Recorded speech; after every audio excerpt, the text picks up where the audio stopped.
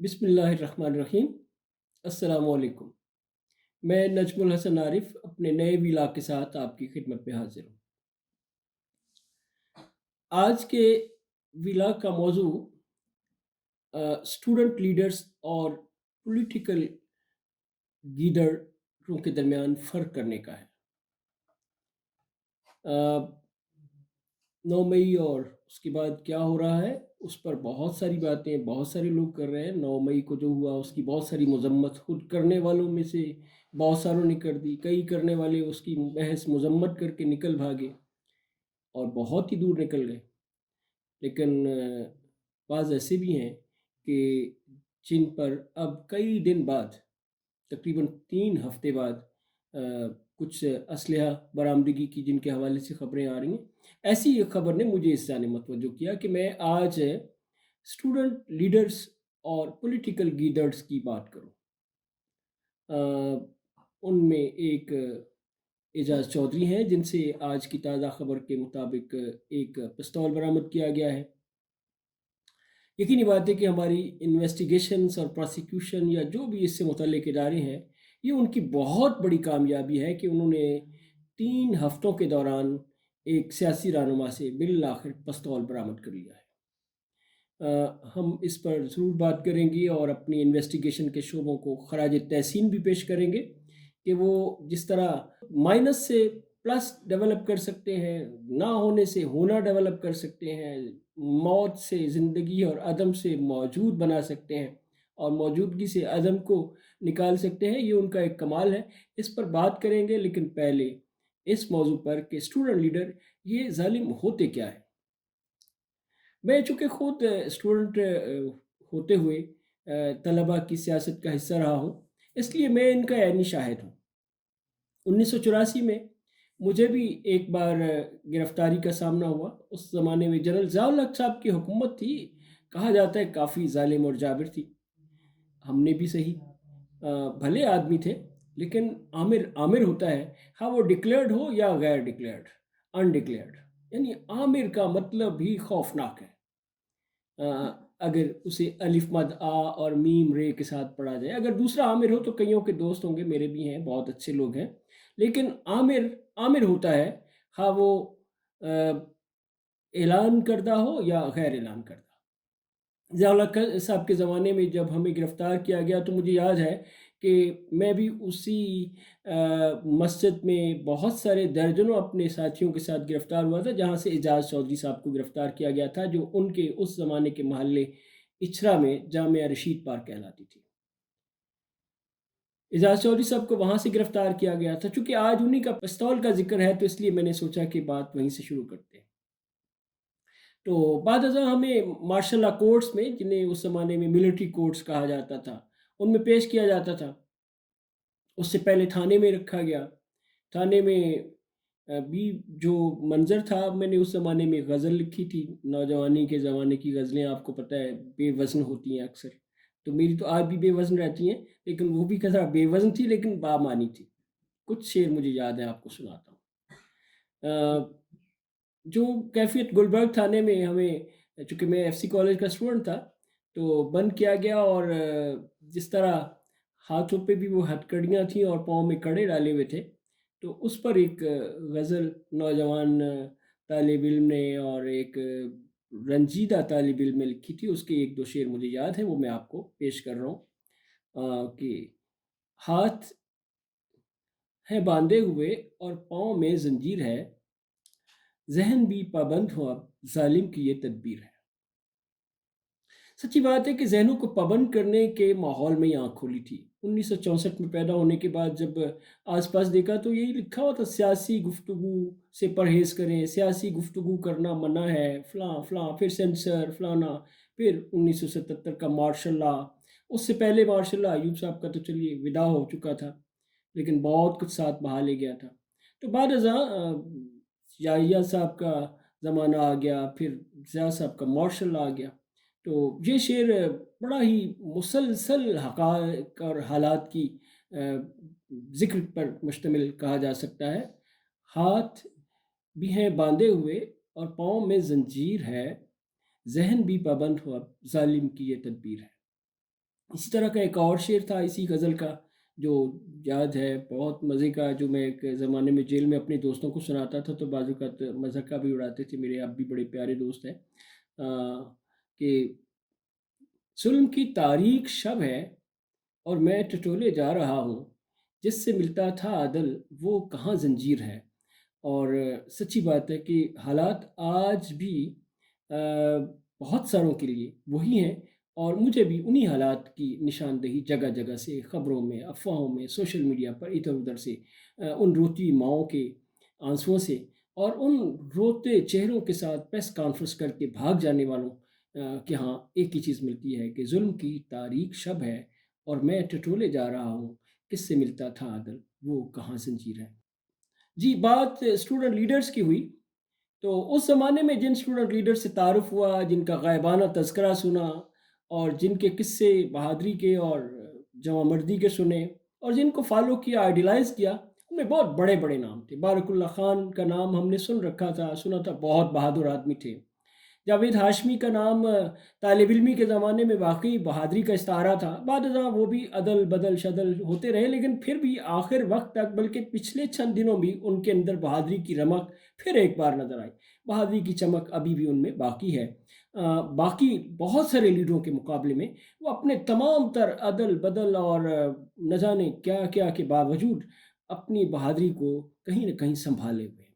سعد رفیق ماشاءاللہ شاہ عالم اور لوہاری سے نکل کر ڈی ایچ اے کا پہنچ گئے، یہ سفر بہت انہوں نے تیز رفتاری سے کیا، اور بڑی کہہ لیجئے کہ ان کے بقول ایمانداری سے کیا، اور ان کے بقول اس میں کوئی علائش نہیں ہے، اگرچہ ایڈیٹر کا مراسلہ نگار سے متفق ہونا ضروری نہیں ہے، لیکن پھر بھی ان کے ہاں بھی کبھی کبھی بہادری کی کوئی بڑک نما چیز اب بھی مل جاتی ہے۔ وہ بھی طالب علم رہے، لیکن جو بہادر ترین لوگوں میں سے تھے حافظ سلمان بٹ تھے، اللہ ان کو غریق رحمت کرے، اور اس طرح کے بے شمار تھے، مراج الدین خان مرحوم، آ، جو ناظم اعلیٰ تھے اسلامی جمعیت طلبہ کے، اور ان کو جنرل ضیاء الحق کے دور میں کوڑوں کی سزا سنائی گئی تھی۔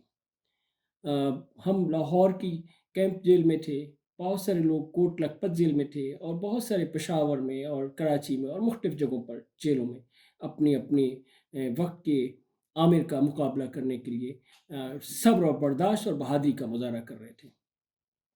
تو اعجاز چودھری انہی میں سے ایک تھے، اگرچہ یہ اب کہیں اور چلے گئے، لیکن بہادری انہوں نے جو وہاں سے اس ماحول سے حاصل کی، وہ آج کی میری اطلاعات کے مطابق بھی ان کے پاس ہے، اور وہ ڈٹے ہوئے ہیں۔ میرے ذرائع کا یہ کہنا ہے کہ جیل میں بھی اگر کوئی پی ٹی آئی کا بہادر آدمی نظر آتا ہے تو اعجاز چودھری ان میں سر فہرست ہے۔ اسی طرح یاسمین راشد ہیں، وہ اسلامی جمعیت طلبہ میں تو نہیں رہیں، نہ اسلامی جمعیت طالبات میں، لیکن وہ بھی اسٹوڈنٹ لیڈر رہیں اور آج تک کھڑی ہیں۔ 72 سال ان کی ایج ہے، کینسر کی مریضہ رہی ہیں، لیکن ایسی بہادری کے ساتھ کھڑی ہیں کہ شرم آتی ہے ان کئی سجیلے جوانوں پر جو پولیس کی وردی میں ان کو پکڑتے اور گھسیٹتے ہیں۔ بہت شرم آتی ہے کہ ماؤں کی عمر کی خاتون کو، اور ایک بہادر خاتون کو، اور ایک سیاسی کارکن کو وہ اس طرح گھسیٹتے ہیں۔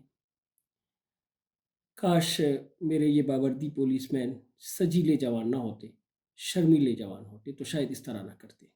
خیر، اور بھی کچھ سے طلبہ لیڈروں کا ذکر کرنا ہے، جن میں جو آج کل بھگت رہے ہیں اور برداشت کر رہے ہیں۔ ان میں فرت خواجہ کیا آصف حافظ فرت، یس حافظ فرت، یہ بھی طالب علم رہے، اتفاق سے یہ بھی اسلامی جمعیت طلبہ سے ملے تھے عمران خان صاحب کو، اور آج بھی سنے وہ بھی استقامت کے ساتھ کھڑے ہیں۔ اس کے علاوہ عاطف الدین خان بھی ایک ایسا ہی نام ہے، یہ بھی اسلامی جمعیت طلبہ سے ملے تھے عمران خان کو، اور آج بھی اسی طرح کھڑے ہیں۔ حسان نیازی کے بارے میں بھی معلوم ہوا ہے کہ وہ بھی طلبہ سیاست میں تھے، اور اس وجہ سے استقامت کے ساتھ کھڑے ہیں، اگرچہ ان کے ابو اپنی تمام تر بہادری کے باوجود کافی ڈھہ چکے ہیں، اور انہیں اس بات کا اندازہ ہے، ایک دفعہ وہ بڑی مشکل سے چھڑوانے میں کامیاب ہو گئے، اب شاید ان کے لیے بھی ذرا مشکل ہے۔ اسی طرح فرخ حبیب ہے، نوجوان ہے ماشاءاللہ، बड़ा ही बहादुर था और अब भी सुना है कि खड़ा है। अभी तक उसने प्रेस कॉन्फ्रेंस नहीं की। प्रेस कॉन्फ्रेंस और प्रेस क्लब भी आजकल प्रेस कॉन्फ्रेंस नहीं बल्कि प्रेशर कॉन्फ्रेंस और प्रेशर क्लब की एक निशानदेही हो गई है। मुझे लगता है कि हम मीडिया वालों को मुस्तकबिल में प्रेस कॉन्फ्रेंस का नाम किसी और चीज़ से बदलना पड़ेगा, क्योंकि प्रेस कॉन्फ्रेंस तो अब जब्र की और मजबूरी के इज़हारिये का एक नाम बन गया है कि जिस पर जब्र हुआ, जिसको दबाव में लाया गया, उसने एक प्रेस कॉन्फ्रेंस कर दी। तो मेरा ख़्याल है कि इसके लिए हमें इस्तिलाह कोई मुस्तकबिल में तब्दील करना पड़ेगी। हाँ, तो मैं तो जिन दोस्तों के साथ मेरा जेल का वक़्त गुज़रा तालिब इल्मी के ज़माने में, वो इस्लामी जमीयत तलबा के ही ज़िम्मेदारान थे। उनमें एजाज़ चौधरी भी मौजूद थे और भी इसके अलावा अमीरुल अज़ीम थे, अबैदुल्ला शेख थे, तहसीन अहमद खालिद थे, डॉक्टर तनवीर ज़ुबैरी थे और बहुत सारे ऐसे लोग। अभी पिछले दिनों सुना है वो भी गिरफ़्तार कर लिए गए थे माशाल्लाह। एक तजुर्बाकार और गैर मामूली माहिर तिब हैं, रेडियोलॉजिस्ट हैं, दुनिया उनको मानती है, लेकिन पुलिस के सामने उनकी भी ना चली और पुलिस उनको भी उठा कर ले गई। आखिर ये इस्लामी जमीयत तलबा वाले लोगों में, नौजवानों में, ख़्वाह वो आज इमरान खान के साथ हैं या किसी भी और जगह हैं, ये इतने खड़े क्यों रहते हैं? गिरते क्यों नहीं हैं, दबते क्यों नहीं हैं, भागते क्यों नहीं हैं? हालाँकि भागने की ऐसी मिसाल फवाद चौधरी ने कायम की है कि खामख़ा लोगों का, कइयों का भागने को दिल चाहता होगा कि यार बंदा वीडियो में काफ़ी देर तक फुटेज बनती रहती है। लेकिन फिर भी ये खड़े रहते हैं। मैंने इस पर गौर किया। गौर उस पर इस तरह किया कि ये क्या चीज़ें हैं? तो सच्ची बात है कि मुझे उस ज़माने की वो चीज़ें याद आईं। सलामती का रास्ता, कलमा तैयबा के मानी, कुरान की 4 बुनियादी इस्तिलाहें, तहरीक इस्लामी में कारकुनों के बाहमी ताल्लुकात और खुतबात।